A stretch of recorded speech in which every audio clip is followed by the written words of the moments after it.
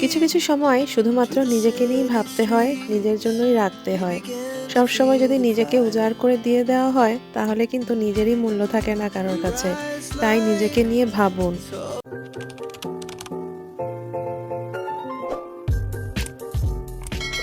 আসসালামু আলাইকুম, মুমতাজ সংসার থেকে আপনাদের সবাইকে জানাচ্ছি অনেক অনেক ভালোবাসা।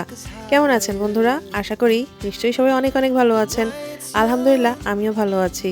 তো আজকের ব্লগটা শুরু করলাম এবং খুব ছোট একটি ব্লগ শেয়ার করছি। ভালো লাগলে প্লিজ লাইক দিয়ে এবং শেয়ার করে এবং নতুনরা চ্যানেলটিকে সাবস্ক্রাইব করে আমার সাথে থাকবেন। প্রথমেই যে ওয়াল শোপিসটা দেখলেন, এটা আমি আড়ং দিয়ে কিনেছিলাম। এটা কিন্তু আমার অনেক পছন্দের এবং এটা কাঠটা কিন্তু খুবই ভালো আড়ংয়ের। অনেক সময় আছে না কাঠের মধ্যেও যে গুণ পোকা খেয়ে একদম ওই পোকা খেয়ে একটা গুঁড়া গুঁড়া ভাব হয়ে যায়, কিন্তু এটাতে কিন্তু একদমই সেই ভাবটা হয়নি। বেশ কয়েক বছর আগে কিনলো, এখন পর্যন্ত কিন্তু একদম নতুনের মতোই লাগে। আজকে ব্রেকফাস্ট করছিলাম এগ স্যান্ডউইচ দিয়ে। আসলে আমি একটু শর্টকাটেই আজকে নাস্তাটা করছিলাম, যেহেতু রোজার একদিন আগে বেশ অনেকগুলো কাজ একদম মানে মাথার উপর এসে পড়ে গেছে। এই ২ দিনে মানে রোজার আগে যে ২ দিন পাচ্ছি, এর মধ্যে আমার এগুলো সব শেষ করতেই হবে। না হলে রোজার ১ম কয়েকদিন বেশ আমার জন্য পরিশ্রমের হয়ে যাবে। রোজার সময়টা তো একটু ইবাদত বন্দেগি করার, একটু যেন আমি প্রপার সময় দিতে পারি। যদি টায়ার্ড হয়ে থাকি তাহলে কিন্তু নামাজ রোজাতেও ঠিক মতন আমি আরকি মনোযোগ দিতে পারব না। এই কারণে খুব প্রেশার লাস্ট ২ দিন আরকি অনেক কিছু এগিয়ে রাখার চেষ্টা করছি যেন ইফতারিতে বা অন্যান্য রান্না সবকিছু যেন একটু আমার সহজসাধ্য হয়। এই কারণে আমি সকালে একটু একদম ইজি একটা ব্রেকফাস্ট করে ফেলছিলাম, এগ স্যান্ডউইচ। এই তো ডিমটাকে আমি ১ম এ একটু মামলেট করে নিয়েছি। আমি কিন্তু ডিমে পেঁয়াজ, কাঁচামরিচ আর সাথে অনেকগুলো ক্যাপসিকাম দিয়ে মামলেট করে নিয়েছি। আর কিনেছিলাম অনেকগুলো লেটুস পাতা। আসলে সবজি দোকানে গেলে না ওরা এত জোর করে চাপাচাপি করে, পরিচিত দোকান। তো ২-৩ টা লেটুস যদি দিতেও বলি মানে ৪-৫ টা দেয় না। এক গোছা যেটা থাকে ওদের একদম ওইটা সুদ্ধা ধরে দিয়ে দেয়। তো সেটার মধ্যে প্রায় ১০-১২ টার মতন পাতা আছে লেটুসের। তো এগুলোও শেষ করতে হবে। রোজার মধ্যে এত লেটুস পাতা খাওয়া হবে না। তো আমি কিনেছিলাম আমি একটু বার্গার বানাবো এই কারণে। তো এই তো আমি ডিমটা মামলেট করে নিয়ে আমি ব্রেডের মধ্যে দিয়ে লেটুস দিয়ে অলমোস্ট বার্গার স্যান্ডউইচের মতন করে খেয়ে ফেলছি। আরেকটা কথা কি জানেন? আমি যে ব্রেডগুলা টোস্ট করি, আমার টোস্টার আছে। কিন্তু টোস্টারে আর আজকাল করা হয় না। এয়ার ফ্রায়ারে খুব ইজি লাগে, মানে একসাথে কয়েকটা দিয়ে দেওয়া যায় তো। আর টোস্টারে ২ টা ২ টা করে দিতে সময় লাগে। ওটাও মনে হয় আলসেমি। তাই এয়ার ফ্রায়ারে একসাথে কয়েকটা হয়ে যায়। যেটাই আমরা যদি ২ জন খাই, ৪ টা ৫ টা যেটা লাগে একসাথে সবগুলা দিয়ে দেওয়া যায়। এই কারণে এয়ার ফ্রায়ারটাই বেশি ইউজ করি। তো এই তো আমি আমার সকালের নাস্তাটা এই স্যান্ডউইচ দিয়ে করছিলাম আর আপনাদের সাথে একটু শেয়ার করলাম।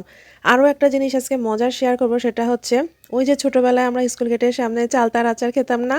সেই চালতার আচারটা আপনাদের সাথে একটু শেয়ার করছি। তো এই চালতাটা আমি কিনেছিলাম মিনা বাজার থেকে। আমি দেখেছিলাম আমার এর আগের এক ভিডিওতে যে চালতাটা কিনেছি। তো আর করা হচ্ছিল না, রোজাও চলে আসছে। তাই আর কি তাড়াতাড়ি যেভাবে করা যায় এই আচারটা করে ফেলছিলাম। চালতার আচার খেতে খুবই মজা লাগে, কিন্তু ওই যে কাটাকুটি করাটা একটু আমার মনে হয় কষ্টের।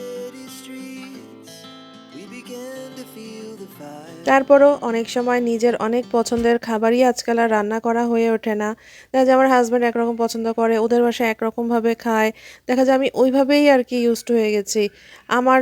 আমার বাসায় যেভাবে রান্না হতো, যেভাবে খেতে ভালো লাগে, অনেক সময় না স্কিপ করে যাই। নিজের জন্য আলাদা করে আর ওভাবে করতে আর মানে হয়ে ওঠে না।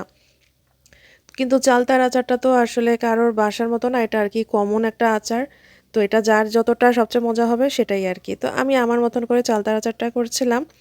একদম আর কি সিম্পল ওয়েতে ৫ ফোড়ন, আ জিরা, জিরার গুঁড়া, ধনিয়ার গুঁড়া, এই হলুদের গুঁড়া, মরিচের গুঁড়া আর আমি একটু গুড় ব্যবহার করেছি, সাথে অল্প একটু চিনি। এই সব কিছু দিয়েই করেছি। তো শেষের দিকটায় না আমার একদম মোবাইলে চার্জ শেষ হয়ে গেছিল। পুরাটা আমি আর মানে একদম ফাইনাল লুকটা আর নিতে পারিনি। তো যতটুকু মানে একটু বেশিক্ষণ আর লাগেওনি। আর একটুখানি আমি এটা রাখবো মানে আচারের ওই চালতার ভিতরে চিনি লবণটা হয়ে একটু গলে আসলেই তারপর আমি এটা নামিয়ে ফেলবো। আচারটা কিন্তু অনেক মজা হয়েছে।